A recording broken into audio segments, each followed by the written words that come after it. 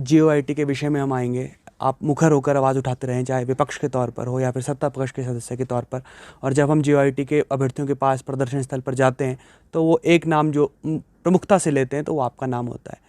जीओआईटी के विषय में आपका क्या सोचना है, क्योंकि बच्चे लगातार 9 फरवरी से बैठे हुए, कई बच्चों की तबीयत बिगड़ गई, आईजीएमसी में भर्ती करवाना पड़ रहा है, लड़कियां रात भर वहाँ सो रही हैं ठंड के बीच। आप समझते कि शिमला का तापमान -डिग्री तापमान में, आसपास दीवारें नहीं और छत के नाम पर सिर्फ एक टेंट का पर्दा है, बहुत मुश्किल से अपने एक दिन बिता रहे हैं। आपका इस बारे में क्या मानना है जीओआईटी के विषय को लेकर? मुझे लगता है कि जहाँ तक जीओआईटी का प्रश्न है आया, मैं लगातार विपक्ष में रहकर भी इन लोगों की आवाज़ उठाता रहा हूँ। जो नौजवान बेरोज़गार हैं, जिन्होंने एग्ज़ाम दे रखे हैं, एग्ज़ाम के रिज़ल्ट अवेटेड है, रात दिन टकटकी लगा के बैठे हैं, कब हमारा नतीजा आएगा, हम नौकरी ज्वाइन करेंगे, कोई ओवरेज हो रहे हैं, किसी के शादी का रिश्ता तय हुआ, शादी के रिश्ते टूट रहे हैं। मुझे बेहद जिसको कहते हैं कि पीड़ा है कि सरकार कोई भी हो, बीजेपी की हो, कांग्रेस को, प्रदेश के नौजवान ये बच्चे जो हैं वो हमारे हैं।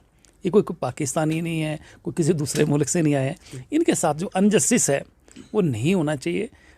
मैं तो इसके पक्ष में भी नहीं था कि ये जो आपका सबॉर्डिनेट सिलेक्शन बोर्ड था, जिस तरीके से भंग हुआ, कुछ दिन के लिए बंद करते, वहाँ ईमानदार अफसर लगाते, जिन लोगों ने गलत काम किया उनको जेल सलाखों के पीछे भेजा है, उनको और सज़ा दिलाते।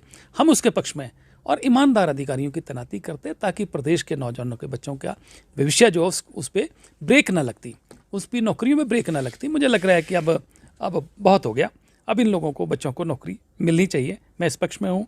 और जिन बच्चों ने नॉट जीओआईटी, इसके अलावा भी जिन्होंने पेपर दे रखे हैं, अभी लगभग 1161 ऐसा आंकड़ा है, कुछ जेबीटी के बच्चे जिनकी काउंसलिंग हो चुकी है और अपॉइंटमेंट लेटर का इंतजार कर रहे हैं। कई लोग नौकरी कर रहे थे प्राइवेट सेक्टर में, छोड़ के आ गए हैं, वो भी अभी वेट कर रहे हैं। एक हल्फनामा जो है हाई कोर्ट में जाना है तो सरकार को दे देना चाहिए।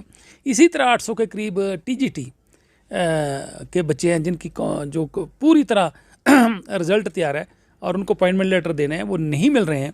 इसी तरीके से और कई मामले हैं। तो मुझे लग रहा है कि मुझे इस बात की बेहद पीड़ा है कि इन बच्चों के साथ न्याय होना चाहिए, जिसकी आवाज़ मैं पहले भी उठाता था, आज भी उठा रहा हूँ, विधानसभा के अंदर भी उठा रहा हूँ। और कल